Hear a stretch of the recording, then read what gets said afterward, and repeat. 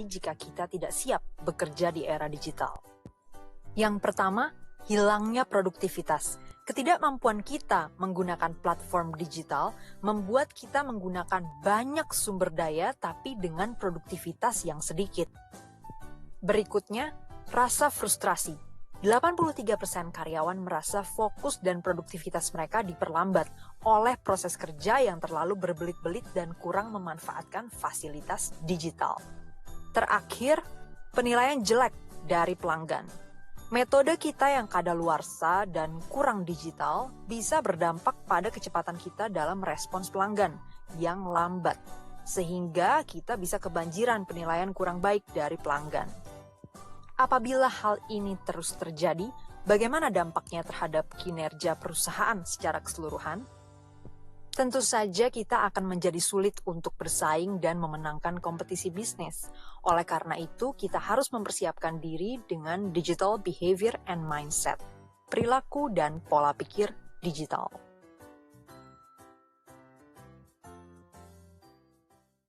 Hasil beradaptasi di era digital. Salah satu contoh perusahaan yang gagal beradaptasi di era digital adalah Kodak, perusahaan produsen kamera. Produk pada saat revolusi digital terjadi menahan-nahan diri untuk mengembangkan kamera digital dalam skala masif karena takut produk tersebut akan membasmi bisnis filmnya yang sangat penting pada masa itu. Akhirnya Kodak mengalami kebangkrutan di tahun 2012.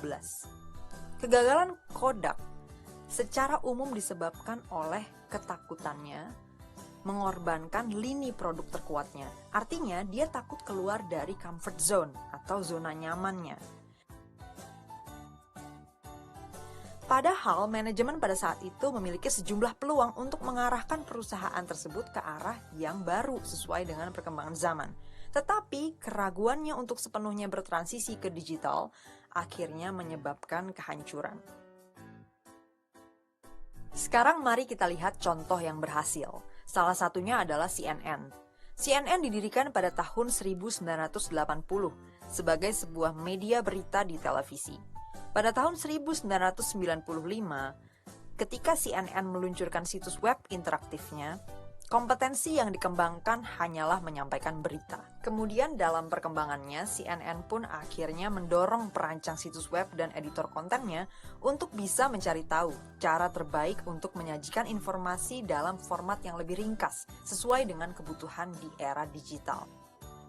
Hasilnya, pada September tahun 2009, CNN meluncurkan akun Twitternya dan berhasil menyajikan berita secara efektif dalam 140 karakter secara langsung yang sangat cocok dengan budaya digital. Sehingga akhirnya dia berkembang sampai memiliki lebih dari 38 juta pengikut dan perusahaan ini juga memiliki aplikasi mobile untuk smartphone dan tablet. Keberhasilan CNN disebabkan oleh kemampuannya beradaptasi dengan cara melakukan transformasi kompetensi dari kompetensi menyampaikan berita menjadi kompetensi yang lebih maju, yakni kompetensi literasi digital dan pemahaman yang komprehensif tentang pasar digital, sehingga dia mampu keluar dengan suatu desain produk yang cocok untuk kehidupan masyarakat di era digital.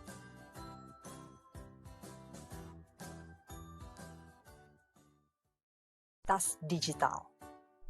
Dalam membangun kapasitas digital kita bisa menggunakan framework learning model 70-20-10. Jadi learning model 70-20-10 ini intinya menggambarkan bahwa kapasitas digital kita 70%-nya dibangun dari praktek sehari-hari, 20%-nya dibangun dari mentoring, coaching, diskusi, dan lain-lain, dan 10%-nya dibangun dari membaca, kursus, pelatihan di dalam kelas, pelatihan online, dan lain-lain. Penting sekali untuk diingat bahwa 70% atau sebagian besar dari keterampilan kita dalam mengembangkan digital behavior and mindset akan sangat bergantung dari seberapa sering kita menggunakannya dalam kehidupan sehari-hari. Kita menjadi bisa apabila terbiasa. Maka dari itu, semakin cepat kita mencoba, belajar, dan mengeksplorasi segala hal yang terkait dengan digital behavior and mindset, akan semakin cepat pula kita berhasil mengembangkan digital behavior and mindset dalam diri kita. Kita harus sering berlatih untuk berperilaku dan berpola pikir digital agar digital behavior and mindset itu mengakar dalam diri kita. Kerja digital. Kita sudah mengetahui bahwa sebagian besar dari kompetensi digital kita dibangun melalui kebiasaan memanfaatkan fasilitas digital dalam kehidupan sehari-hari. Nah, di sini kita akan membahas sejumlah perangkat digital yang bisa dimanfaatkan untuk keperluan kerja maupun keperluan lainnya. Yang pertama ada Gojek. Nah, Gojek ini sebuah super app yang punya banyak sekali fitur yang bisa kita manfaatkan.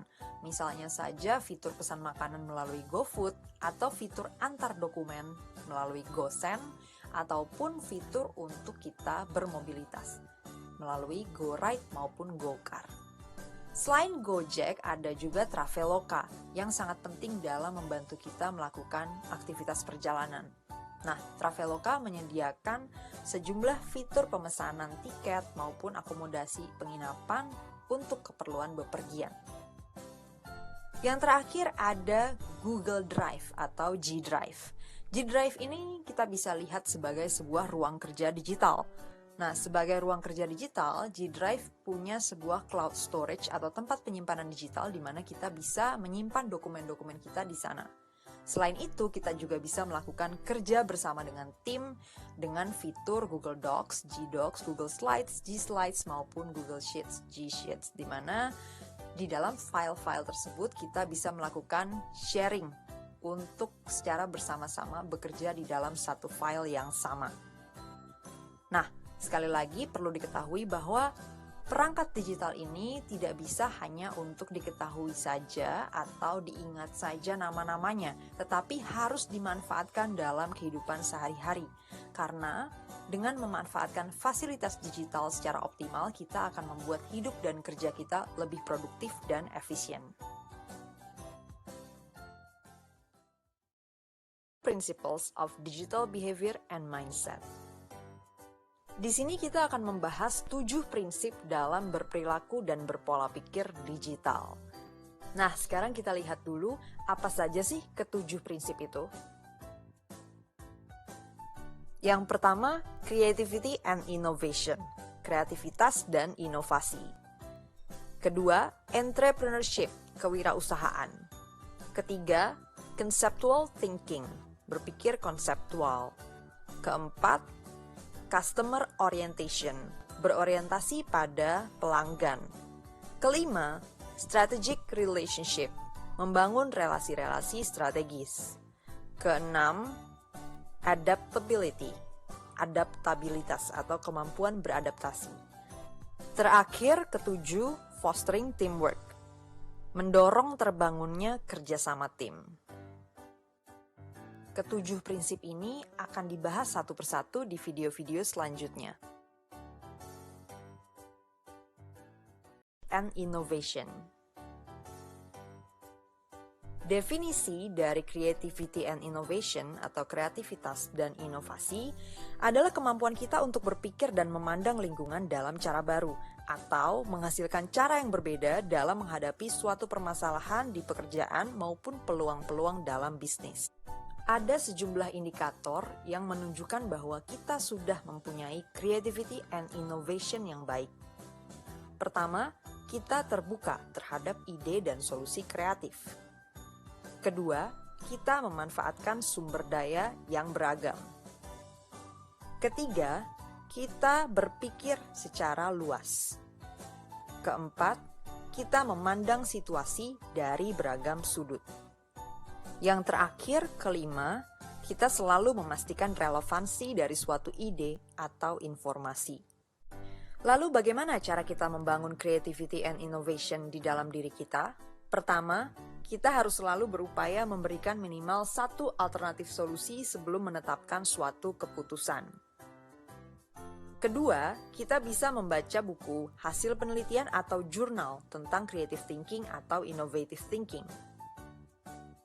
Ketiga, Kita bisa juga menghadiri seminar atau pelatihan terkait inovasi dan menjalin jejaring dengan pengajar dan sesama peserta, terutama yang bekerja di bidang yang sama dengan kita. Keempat, kita sebaiknya selalu mencatat ketika memiliki suatu ide atau gagasan. Terakhir, kelima, ide-ide yang sudah kita catat itu bisa kita sampaikan saat brainstorming sessions di unit kita.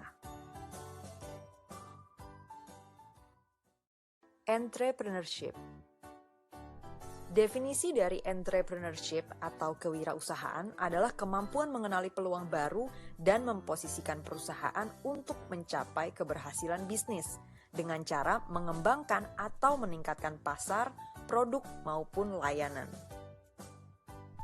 Ada sejumlah indikator yang menunjukkan bahwa kita sudah mempunyai entrepreneurship yang baik.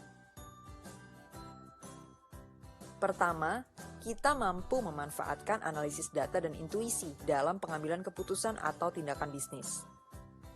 Kedua, kita mampu melihat masalah dan peluang dalam waktu tertentu. Ketiga, kita mampu menunjukkan kesediaan untuk mengambil risiko yang telah diperhitungkan untuk mencapai sasaran bisnis. Keempat, kita mampu menyelaraskan hubungan teknologi informasi dan bisnis dalam pengembangan bisnis.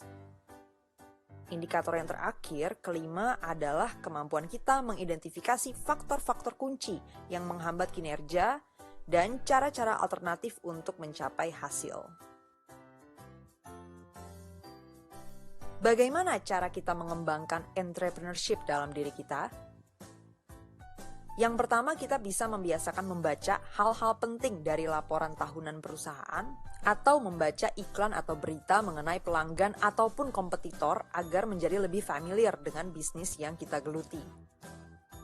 Yang kedua, kita bisa juga membaca jurnal-jurnal industri dan teknis yang berhubungan dengan bisnis untuk mengikuti tren masa kini yang mungkin memengaruhi perkembangan bisnis kita. Yang ketiga, kita juga bisa berlatih membuat rencana tindakan bisnis atau sebuah proposal bisnis dengan mempertimbangkan faktor eksternal yang ada. Keempat, kita juga bisa membaca literatur yang berkaitan dengan bisnis perusahaan. Terakhir, kita juga bisa mengikuti workshop atau seminar atau kelas-kelas pelatihan seputar tren bisnis terkini. Thinking. Definisi dari conceptual thinking atau berpikir konseptual adalah kemampuan kita untuk menghasilkan solusi yang efektif dengan cara pandang yang menyeluruh, abstrak, dan teoritis. Ada sejumlah indikator yang menunjukkan bahwa kita sudah memiliki conceptual thinking yang baik. Pertama, kita mampu menggunakan konsep atau metode tertentu untuk menemukan atau mengenali permasalahan. Kedua, kita mampu melihat perbedaan yang penting antara permasalahan saat ini dengan pengalaman yang pernah terjadi sebelumnya. Ketiga, kita mampu membuat pola hubungan atau koneksi antar permasalahan secara komprehensif. Keempat, kita mampu memodifikasi dan menerapkan konsep-konsep atau metode secara tepat dan efektif. Kelima, kita mampu menerapkan aturan atau ketentuan untuk mengidentifikasi isu-isu atau permasalahan. Bagaimana cara kita bisa mengembangkan conceptual thinking dalam diri kita? Yang pertama, kita harus selalu mencoba mengobservasi atasan kita ketika ia sedang menganalisa suatu masalah dan mengambil keputusan. Dari situ kita bisa mengambil pelajaran. Apa saja yang menjadi pertimbangannya, bagaimana cara menganalisa hasil dari keputusannya. Yang kedua, kita juga bisa mengidentifikasi masalah yang terjadi di unit kita dan menganggapnya sebagai suatu case study. Kemudian kita mempelajari situasinya dan memberikan sejumlah solusi, lalu mendiskusikannya dengan rekan kerja guna mendapatkan perspektif yang berbeda. Yang ketiga, kita bisa juga menghadiri seminar-seminar dengan peserta dari berbagai industri, kemudian berdiskusi dengan mereka agar kita mendapat perspektif yang beragam dan lebih paham. Yang keempat, kita juga bisa mempelajari metode-metode analisa yang ada seperti mind maps, fishbone, balance scorecard yang dapat membantu kita dalam melakukan conceptual thinking. Yang terakhir, kita bisa juga mengajukan diri untuk terlibat dalam proyek yang cross-functional untuk lebih bisa memahami berbagai unit yang ada dalam perusahaan kita.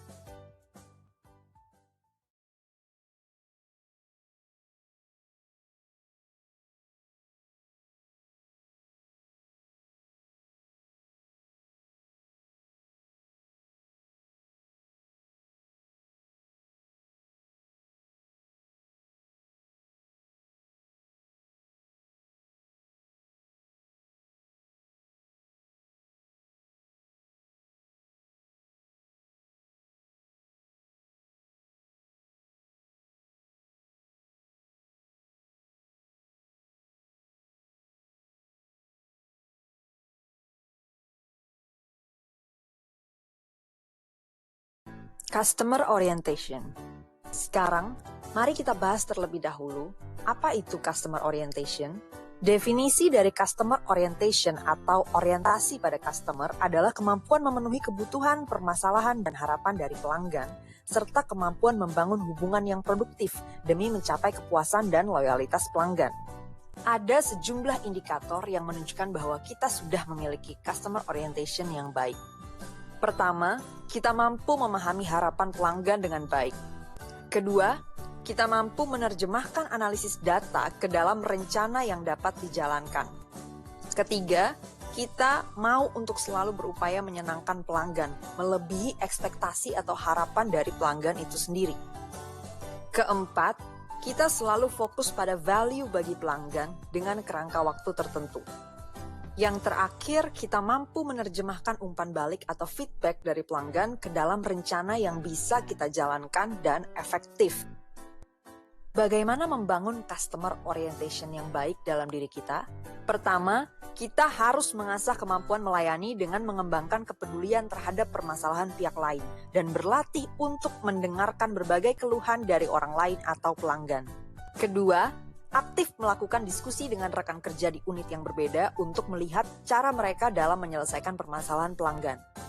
Ketiga, selalu berusaha memberikan solusi penyelesaian untuk masalah pelanggan dengan lebih cepat dari waktu yang dijanjikan. Keempat, mendengarkan keluhan dari pelanggan dan membuat pemetaan atas masalah yang disampaikan, kemudian mencarikan solusi yang paling sesuai dalam menuntaskan permasalahan tersebut. Terakhir, selalu meminta umpan balik atau feedback dari orang lain ataupun pelanggan atas alternatif solusi yang kita tawarkan dan pelayanan yang kita berikan. Strategic relationship. Definisi dari strategic relationship atau relasi strategis adalah kemampuan untuk membangun kemitraan secara proaktif untuk kepentingan bisnis perusahaan. Ada sejumlah indikator yang menunjukkan bahwa kita sudah memiliki strategic relationship yang baik. Yang pertama, kita mampu membangun relasi dan kemitraan secara proaktif.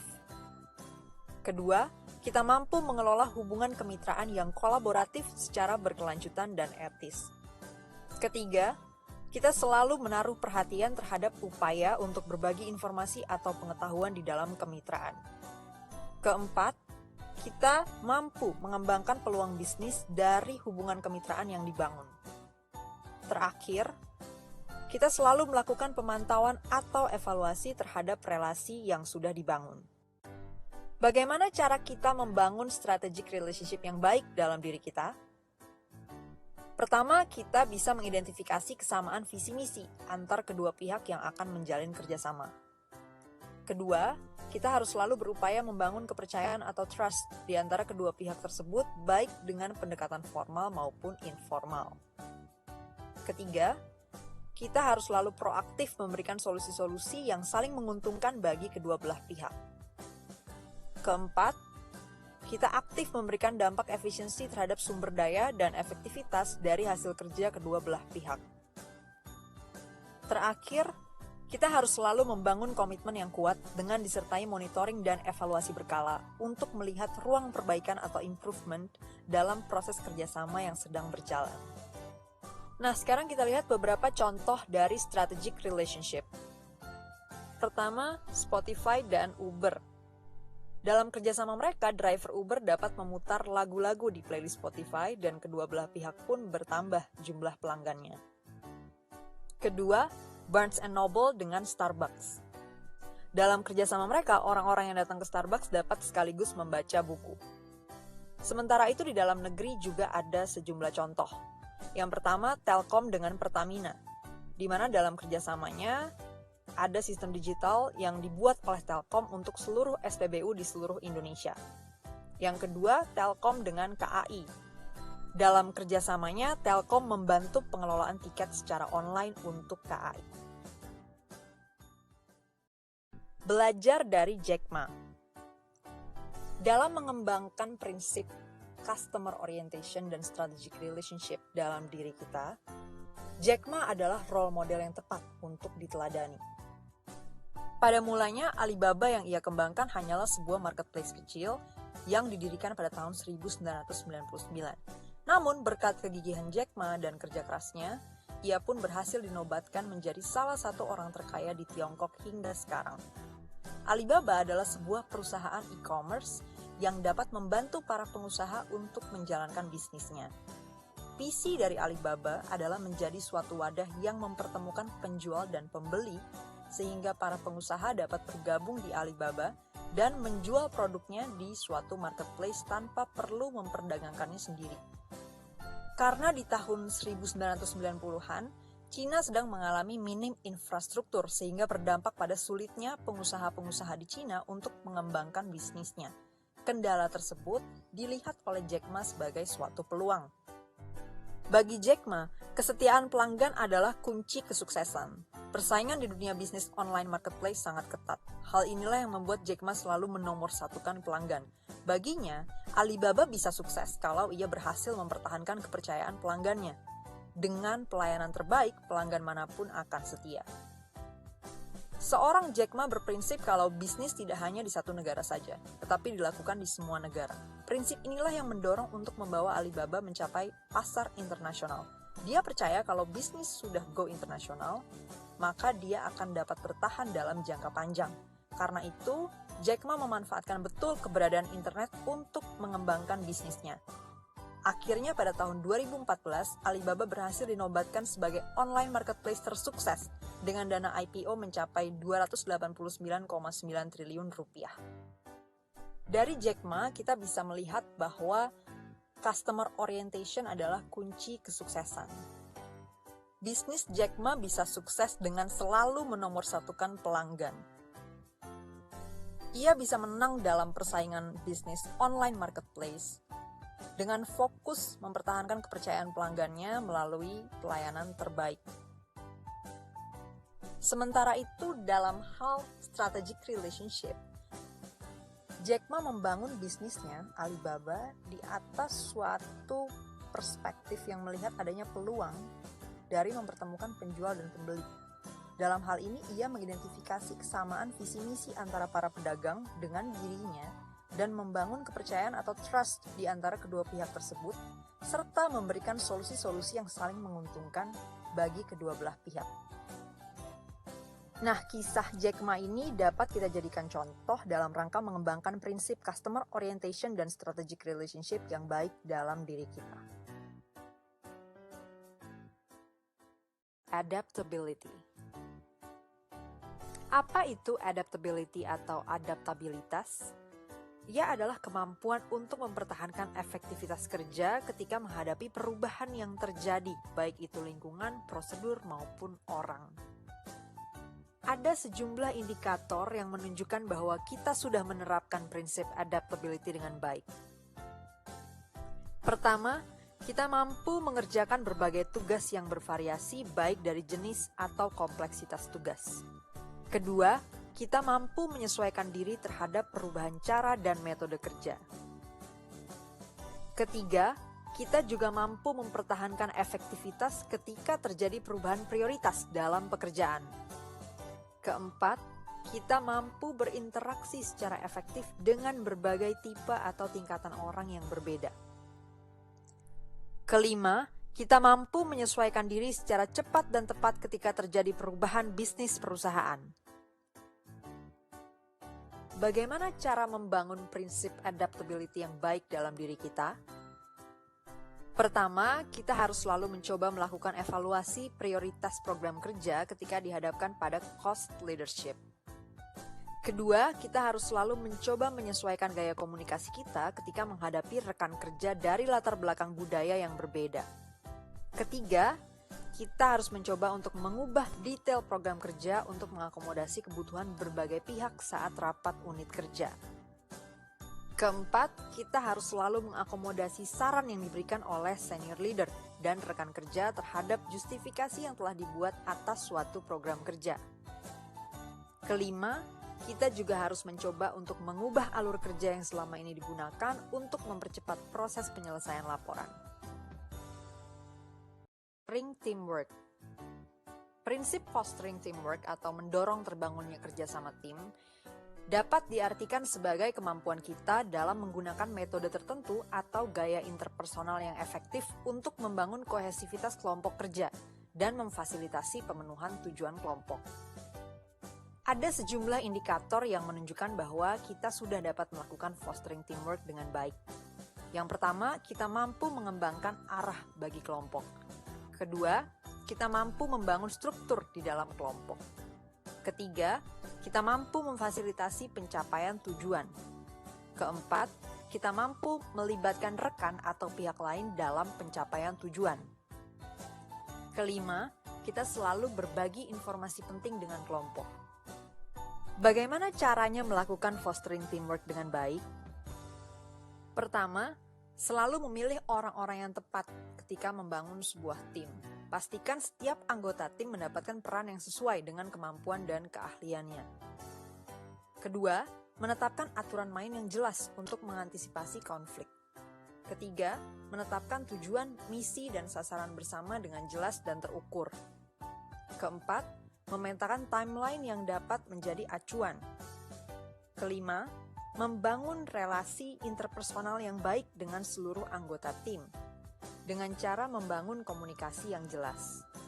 Keenam, mainkan kekuatan masing-masing individu untuk mencapai kepentingan tim. Ketujuh, selalu mendorong untuk terjadinya sharing pengetahuan, keahlian, dan informasi di dalam tim. Kedelapan, mengembangkan relasi dengan tim di luar kantor atau kedinasan. Kesembilan, selalu berusaha bersikap adil dan memberikan penghargaan secara objektif dalam tim. Terakhir, ke-10, senantiasa terbuka terhadap perbedaan dan keragaman. Belajar dari Pep Guardiola. Dalam membangun kemampuan adaptability dan fostering teamwork dalam diri kita, Pep Guardiola adalah sosok role model yang tepat untuk diteladani. Josep Guardiola Isala atau yang lebih dikenal dengan sebutan Pep Guardiola adalah mantan pemain sepak bola asal Spanyol yang kini berprofesi sebagai pelatih klub sepak bola. Ia menerima tantangan untuk menjadi manajer dari klub sepak bola besar bersama dengan pemain-pemain hebat yang tidak mudah untuk diatur. Guardiola menjadi manajer termuda yang memenangkan Liga Champions bersama dengan klub sepak bola Barcelona. Di musim pertamanya sebagai manajer, ia mengantarkan Barcelona memenangkan 3 gelar, mulai dari La Liga, Copa del Rey, dan Liga Champions. Di musim berikutnya, Guardiola mengantar Barcelona memenangkan Piala Super Spanyol dan Piala Super Eropa 2009. Strategi bermain yang menginspirasi bahkan merevolusi adalah strategi bermain yang disebut dengan Juego de Posición, JDP, atau dalam bahasa Inggris disebut Positional Play. Salah satu rumus dari JDP adalah mengeksploitasi satu sisi lapangan dalam artian memenuhinya dengan pemain, numerical superiority, lalu memindahkan bola ke sisi lainnya dalam sekejap sehingga pemain di sisi lain lapangan akan terbebas dari kawalan lawan. Sepanjang karirnya, Pep telah menerima banyak piala dan penghargaan baik sebagai manajer klub maupun sebagai individu atau pelatih terbaik. Lesson learned yang bisa diambil dari Pep adalah bagaimana ia mengajarkan pemain untuk mempercayai rekannya, di mana para pemain telah memiliki perannya masing-masing. Di situ dia melakukan fostering teamwork. Ia juga menunjukkan perhatian terhadap detail dan melakukan pertemuan secara rutin untuk membahas strategi. di mana di dalam pertemuan tersebut ia akan melakukan gerakan dan strateginya secara konkret sehingga mudah dipahami oleh pemain. Di situ ia juga sedang menerapkan prinsip fostering teamwork. Selain itu, sebagai manajer, Guardiola juga membuktikan diri sebagai orang yang mampu mengambil keputusan berani, meski timnya terdiri dari pemain yang memiliki ego besar. Pep juga memiliki adaptability yang baik dengan kemauannya untuk selalu belajar dari pelatih-pelatih yang ia anggap hebat seperti Johan Cruyff, Arsene Wenger, Marcelo Bielsa, dan Joan Malilo. Ia juga tidak takut pada perubahan. Hal ini dibuktikan dari bagaimana ia mengambil langkah besar untuk pindah dari klub sepak bola Barcelona yang telah membesarkan dan dibesarkannya dengan berbagai trofi kejuaraan dan pindah melatih klub yang lain. Sepanjang karirnya, Pep telah menunjukkan bagaimana ia dapat mempertahankan efektivitas dan keberhasilannya di klub sepak bola yang berbeda dan negara yang berbeda. Itulah manifestasi dari adaptability yang baik. By Simon Sinek. Konsep Golden Circle pertama kali diperkenalkan oleh Simon Sinek pada tahun 2006 ketika membahas dan mempresentasikan mengenai buku Start With Why. Pada acara TED Talk, Simon Sinek menegaskan bahwa perlunya untuk mengawali sesuatu dengan merumuskan why terlebih dahulu, baik dalam bekerja, berinovasi, dan aktivitas dalam kehidupan sehari-hari. Fakta menarik yang dapat kita temui di berbagai organisasi di dunia adalah setiap organisasi pasti mengetahui apa yang mereka lakukan. Beberapa organisasi tahu bagaimana mereka melakukannya. Akan tetapi sangat sedikit organisasi yang tahu mengapa mereka melakukan hal itu. Kebanyakan orang, khususnya organisasi, secara natural berkomunikasi dengan cara dari luar ke dalam atau outside in. Biasanya, mereka akan memulai komunikasi dari yang paling mudah untuk dipahami. Baru setelah itu masuk kepada bagian yang paling sulit untuk dipahami. Organisasi meminta pekerjanya untuk tahu apa yang harus dilakukannya dan tahu cara bagaimana melakukannya. Masalahnya adalah, apa yang dilakukan dan bagaimana melakukannya tidak memberikan sebuah inspirasi untuk melakukan tindakan yang lebih. Seseorang tidak murni mengambil tindakan hanya karena berdasarkan angka dan fakta. Mereka perlu lebih dari sekedar itu. Lalu bagaimana dengan inside-out communication? Leader selalu memulai dengan why sebelum memulai atau mengerjakan suatu aktivitas. Dengan mendefinisikan why di awal, akan membuat banyak orang menjadi mengambil tindakan untuk bisa mencapai why atau purpose dari sebuah organisasi. Jika orang-orang di dalam organisasi ini benar-benar percaya pada why, bertindak dan berkomunikasi untuk merepresentasikan why mereka, maka mereka akan mampu membuat orang lain percaya terhadap apa yang mereka percayai. Di dalam Golden Circle ada 3 elemen yang harus kita ketahui. Why, alasan tujuan dan kepercayaan mengapa organisasi atau bisnis Anda ada. How, bagaimana prinsip atau value utama yang harus ada pada organisasi atau bisnis Anda. Dan what, produk atau jasa yang Anda miliki.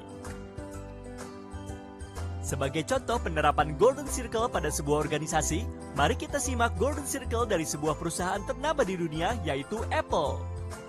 Why dari Apple adalah, Apple percaya bahwa mereka bisa menjadi perusahaan yang paling beda, melakukan hal-hal yang belum pernah dilakukan oleh kompetitor. How dari Apple adalah, Apple memiliki prinsip bahwa dalam setiap produk yang dihasilkan harus bagus secara desain dan mudah untuk digunakan oleh customer. Sedangkan what dari Apple adalah, we make computers. Ada sebuah quotes dari Simon Sinek. People don't buy what you do, they buy why you do it. And what you do is simply prove what you believe. Semoga Bapak Ibu bisa mendefinisikan why dari bisnis atau inovasi yang akan dilakukan. Setelah Bapak Ibu belajar bagaimana caranya menemukan purpose dari sebuah organisasi atau inovasi melalui tools yang bernama Golden Circle, maka kali ini kita akan belajar bagaimana cara menggambarkan dan menstrukturisasi ide inovasi atau bisnis hanya dalam satu kanvas. Lean Canvas. Lean Canvas merupakan template rencana bisnis yang dapat membantu memecah ide supaya lebih mudah dibaca dan dipahami. Metode Lean Canvas dikembangkan Ash Maurya yang diadaptasi dari bisnis model Canvas buatan Alexander Osterwalder. Secara struktur Lean Canvas juga mengadopsi BMC, tapi dengan disertai beberapa perubahan. Lean Canvas lebih fokus pada masalah, solusi, parameter, kunci, dan nilai kompetitif. Selain itu juga bisa dimanfaatkan untuk mengukur risiko dan ketidakpastian bisnis. Lalu berikutnya adalah kita akan membahas mengenai blok-blok yang ada pada Lean Canvas. Customer segment adalah pelanggan yang kita targetkan untuk menggunakan atau membeli produk kita. Setelah itu, yang harus kita isi adalah early adopter, yaitu kira-kira pelanggan mana yang kiranya akan sering menggunakan produk kita atau pelanggan yang akan pertama kali merasakan menggunakan produk kita. Selanjutnya, kita akan masuk ke problem. Bisa dikatakan di dalam problem itu adalah tempat kita untuk menuliskan permasalahan yang ingin kita selesaikan menggunakan produk kita. Pastikan bahwa problem yang ditulis merupakan problem yang dirasakan oleh early adopter kita, bukan problem dari sudut pandang kita. Existing alternative, di mana ini menjelaskan solusi sementara atau solusi saat ini yang dilakukan oleh early adopter untuk mengatasi problem yang mereka rasakan. Sebagai catatan, dalam mengisi lead canvas, pastikan untuk mengisi area blok kanan dan blok kiri. Karena beberapa blok tersebut adalah yang harus kita validasi di awal dan akan mempengaruhi blok-blok lainnya. Solution. Selanjutnya, silakan tulis solusi yang Anda rasa tepat untuk menjawab problem dari early adopter di blok solution.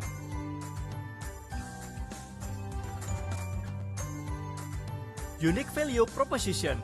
Untuk memperkuat solusi yang kita tawarkan, silakan tulis pada bagian unique value proposition mengenai hal unik apa yang dimiliki oleh inovasi atau bisnis Anda yang tidak dimiliki oleh pihak lain, sehingga ini bisa menjadi pembeda dan daya tarik bagi calon customer Anda. Unfair advantage. Kemudian, silakan tulis apa yang kira-kira menjadi suatu hal yang sulit ditiru oleh pihak lain dan hanya dimiliki oleh inovasi atau organisasi Anda. Hal ini bisa berupa aset, community, resources, dan sebagainya. Channels. Selanjutnya, Anda juga perlu menentukan kira-kira channel atau media apa saja yang bisa digunakan untuk dapat menjangkau early adopter Anda. Revenue stream. Selanjutnya, silakan tentukan kira-kira apakah ide Anda bisa menghasilkan revenue dan dari mana revenue tersebut berasal. Ada 3 tipe revenue stream. Cost structure. Pindah ke blok kiri, ada cost structure. Silakan tulis pada bagian ini biaya-biaya apa saja yang sekiranya dibutuhkan untuk dapat mewujudkan produk atau jasa Anda. Key metrics. Untuk yang terakhir, silakan tentukan apa yang menjadi tolak ukur keberhasilan ide inovasi atau bisnis Anda pada bagian key metrics. Dave McClure menggunakan R Framework untuk membantu merumuskan key metric pada Lean Canvas. Bagaimana Bapak Ibu? Adakah yang ingin ditanyakan terkait Lean Canvas? Pastikan Bapak Ibu menentukan customer dan problem terlebih dahulu ketika mengisi Lean Canvas, karena blok lainnya akan bergantung dari blok tersebut.